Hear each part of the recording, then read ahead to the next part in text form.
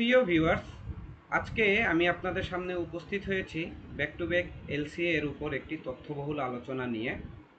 এই ভিডিওতে শুরু থেকে শেষ পর্যন্ত দেখার পরে এই সম্পর্কিত আর কোনো কনফিউশন থাকবে না ইনশাআল্লাহ।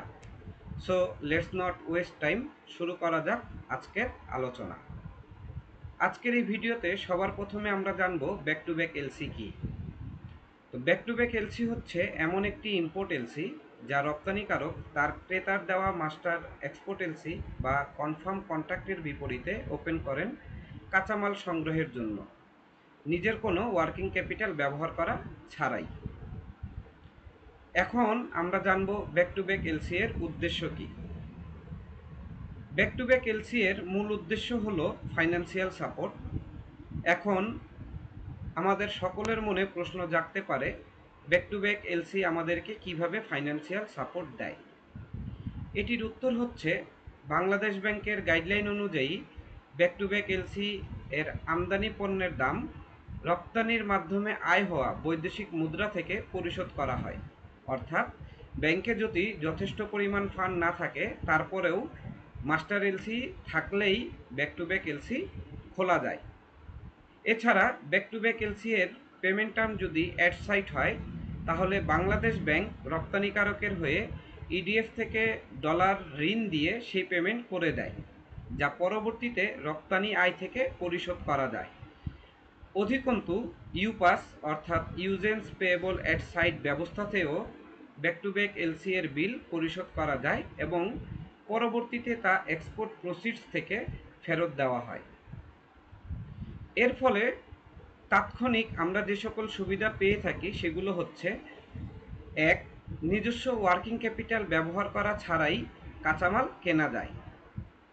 এটা যদি আরও ভালো করে বলি, তাহলে বিষয়টি দাঁড়াচ্ছে, রপ্তানিকারকের যদি কাঁচামাল ইম্পোর্ট করার জন্য পর্যাপ্ত ক্যাশ না থাকে, তবুও সে শুধুমাত্র মাস্টার এক্সপোর্ট এলসি অথবা কনফার্ম কন্ট্রাক্টের অরিজিনাল কপি ব্যাংকে লিয়েন করার মাধ্যমে ব্যাক টু ব্যাক এলসি খুলে ইম্পোর্ট করতে পারে।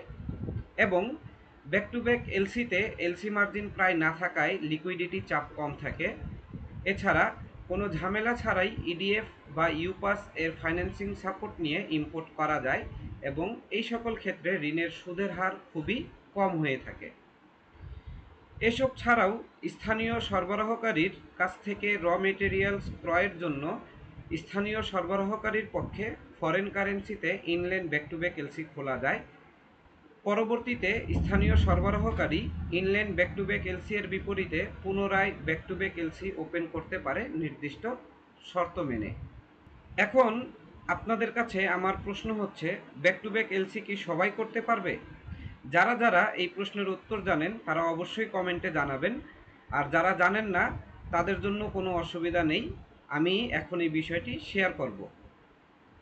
এই ক্ষেত্রে বাংলাদেশ ব্যাংকের গাইডলাইনটি হচ্ছে, বন্ডেড ওয়্যারহাউস সিস্টেমে পরিচালিত রপ্তানিমুখী শিল্প প্রতিষ্ঠানগুলো ব্যাক টু ব্যাক এলসি খোলার অনুমতি পাবে এবং এক্ষেত্রে যে সকল লাইসেন্স বাধ্যতামূলক সেগুলো হচ্ছে বৈধ বন্ড লাইসেন্স ও রপ্তানি আমদানি নিয়ন্ত্রণ দপ্তর কর্তৃক ইস্যুকৃত বৈধ আমদানি ও রপ্তানি লাইসেন্স।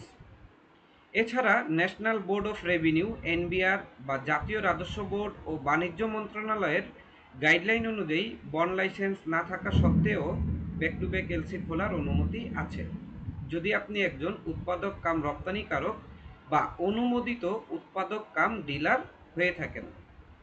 সেক্ষেত্রে স্থানীয় কাঁচামাল সংগ্রহের জন্য স্থানীয় সরবরাহকারীদের অনুকূলে অভ্যন্তরীণ ব্যাক টু ব্যাক এলসি খোলা যাবে। তবে সেক্ষেত্রে নন বন্ডেড প্রতিষ্ঠানকে বেশ কিছু শর্ত মানতে হয়। যেমন, যদি নন বন্ডেড প্রতিষ্ঠান এক্সপোর্টের এগেনস্টে অ্যাডভান্স পেমেন্ট পেয়ে থাকেন, তাহলে অ্যাট সাইট এবং ডেফার্ড বেসিসে ব্যাক টু ব্যাক এলসি করতে পারবেন।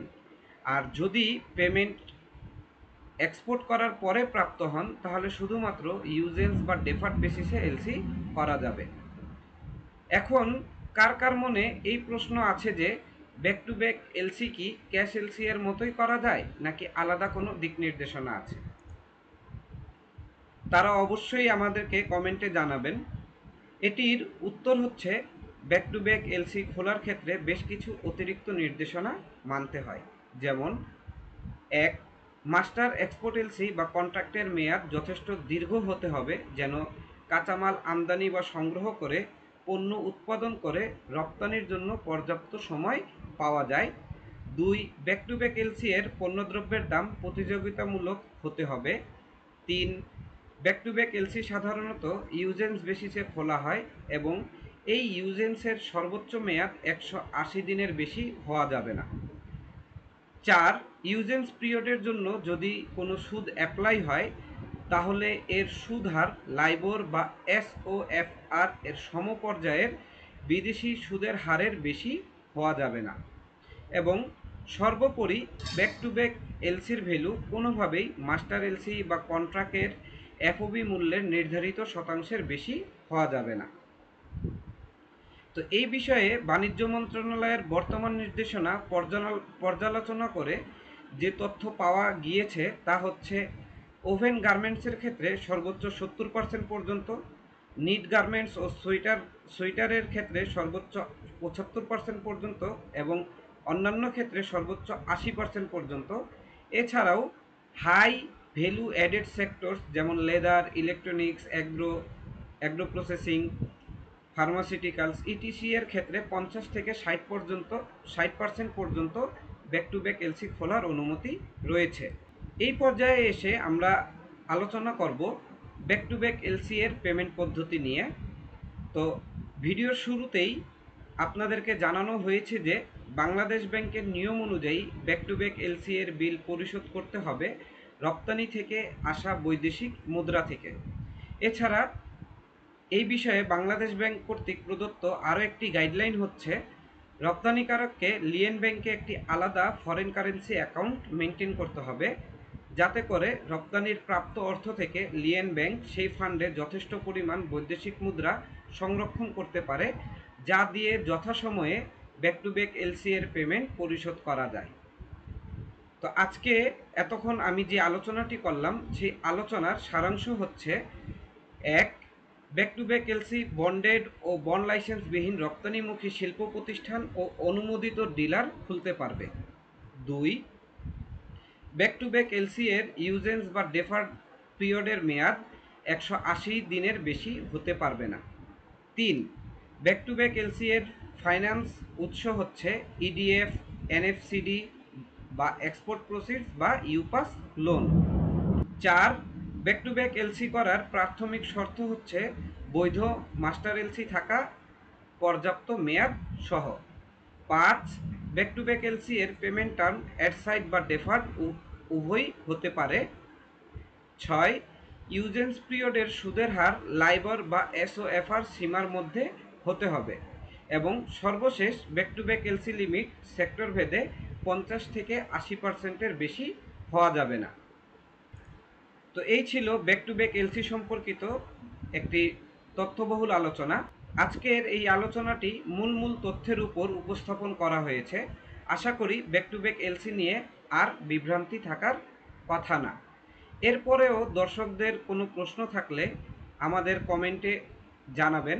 এছাড়াও জানাবেন পরবর্তী কোন বিষয়ের উপর আপনারা এই রকম ভিডিও আশা করছেন।